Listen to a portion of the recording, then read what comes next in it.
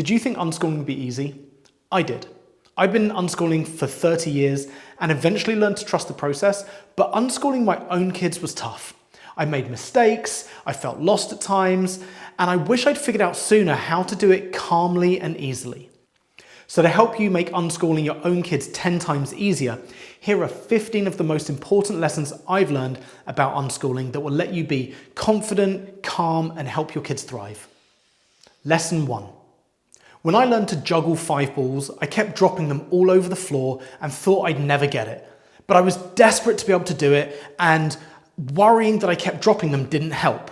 So instead, I kept practicing for hours, day after day, week after week, noticing where I was making mistakes and fixing what was wrong. And eventually, after months of practice and hundreds of tiny tweaks to my technique, I was able to juggle all 5 balls. And you're going to do that with unschooling too. So the first lesson is worrying you're getting it wrong isn't a sign you're failing. It's proof you care enough to get it right. Lesson 2. One Halloween, somebody threw an egg on the roof of my car. Not a big deal, but I didn't clean it off for weeks. When I finally got around to washing my car, which only took a few moments, the egg had eroded the paintwork. If I'd cleaned it up straight away, it wouldn't have damaged my car, but because I'd left it to linger, it had caused lasting damage. When you're unschooling, you're going to spend a lot of time with your kids, and you're going to make mistakes or lose your patience sometimes. Everyone does. So lesson 2 is clear mistakes up quickly and move on. Because just like with my car, mistakes left to linger cause more harm than the mistake itself. Lesson 3. When my son was young, he used to get really shy around strangers. He didn't want to talk to them and wouldn't answer their questions. Instead, he'd hide behind my leg or pretend to be a cat. And I'd let him do that without pushing him to talk to them. But once he started to feel comfortable, he'd become really chatty and sociable. You can hardly get him to stop talking. So lesson 3 is kids learn to socialize when they feel safe. Your presence is what makes that possible. Lesson 4. Last summer, my son got really into playing tennis. When he was playing against the wall, I started to try to help him with his swing. But he got really annoyed at being corrected by me and just wanted to do it his way. So instead, I just watched him play, and every time he hit the ball well, I celebrated it and acknowledged him for it. If he didn't get it, I'd either say, "Ooh, that was a tough one," or I'd simply ignore it and let it breeze on by. It was more fun for both of us. He didn't get annoyed at me telling him what to do, and I didn't get annoyed by him not listening to me. So lesson 4 is this. Your kids want you to be a loving, caring parent, not a teacher. Lesson 5. When our kids are sick, everything else stops. Lauren and I stay up through the night, then spend the day curled up on the sofa with them, reading, watching movies, just being there. Forest school, classes, routines, they all take a back seat because when your child needs you, nothing else matters. But here's what most parents miss. You don't need a fever as an excuse to put your relationship first.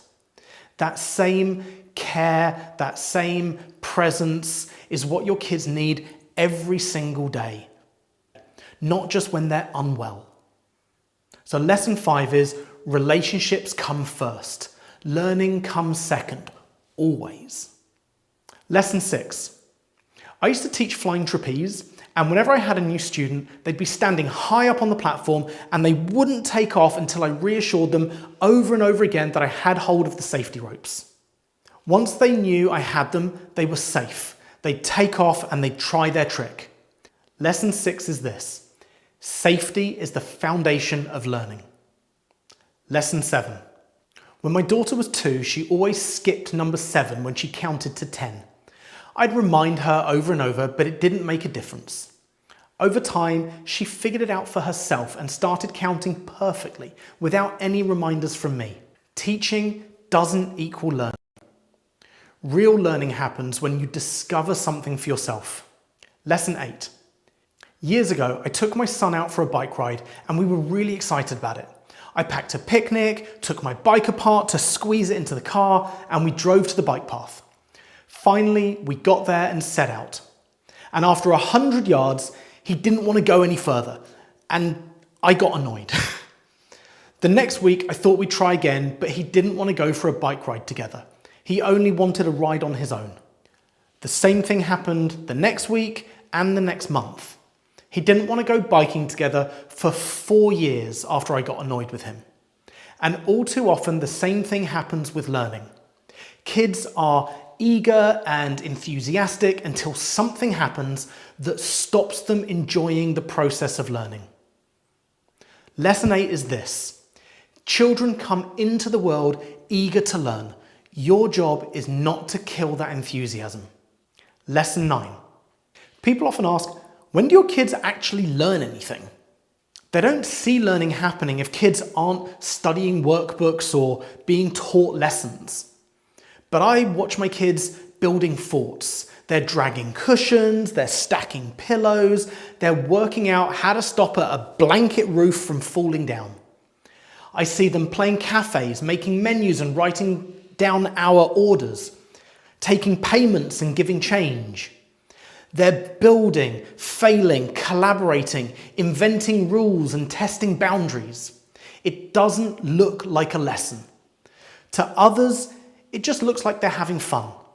But I see them practicing writing, maths, collaboration and negotiation, and even learning physics all by themselves, right there in the living room. You see, play is the work of kids. Play is how they learn, grow, and build their brains. And that's lesson number 9. Lesson 10. A couple of months ago, Lauren suggested that we start teaching our son to read. She was getting worried because he's 8 years old and a lot of his younger friends can already read. But I encouraged her to trust that he was learning it all by himself, even if we didn't see it happening. And then the other day, we parked outside a building and he looked up and read the sign right in front of us. The old barn, it said. Lesson number 10 is trust the process. Kids can teach themselves to read. Lesson 11. Sometimes there are things that I'd like my son to know about or be able to do. But when I try to get him to do something he's not interested in, he moans and complains.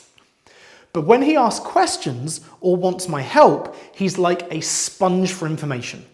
He'll ask a question and an hour later we're still talking, looking things up online, planning activities and outings we can do together to learn more. Lesson 11 is, if you want your child to learn something, including things like reading or maths, wait until they're interested and then double down on it. It'll be less tiresome for them and less like pulling teeth for you. In fact, you'll both actually enjoy it. Lesson 12.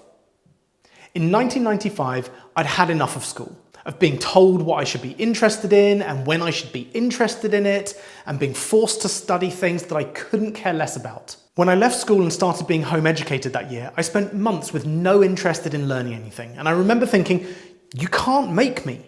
When I finally realized that no one was trying to make me learn anything, that's when I started asking myself, what am I actually interested in? What do I want to learn? And I've never stopped wanting to learn since then. The lesson here is, when kids have autonomy, curiosity takes over. When kids aren't forced to learn and they finally have a say over what and how they learn, they will want to learn. It's our natural state. Lesson 13. My niece, who's also home educated, was reading fluently by 4 years old. But my son didn't show any interest in reading until he was 8. So for years, we just had to wait and wait and wait. Year after year of my niece ploughing through chapter books, sometimes a book in a day, until eventually my son started being interested in reading. And at times it was hard not knowing when or even if it was really going to happen and he was going to start to want to read. So lesson 13 is, being patient is the key to unschooling successfully. Lesson 14. For years I thought that because unschooling is unstructured, you shouldn't send your kids to any classes. After all, if you're going to classes, that's not unschooling. But one day I thought, I've gone to plenty of classes because I wanted to. I wasn't forced to do them, I chose them. I still had agency and autonomy over my life. It was still unschooling. And I realized that if kids want to do classes, that's okay. The lesson here is that unschooling isn't anti-structure, it's pro-choice. So our son goes to the classes that he wants to go to, and we don't force him to go when he's no longer interested. Lesson 15. Over 30 years, these lessons have changed the way I see unschooling, but they won't help if you don't know how to put them into practice. So watch this video where I'll show you everything you need to unschool your kids with confidence.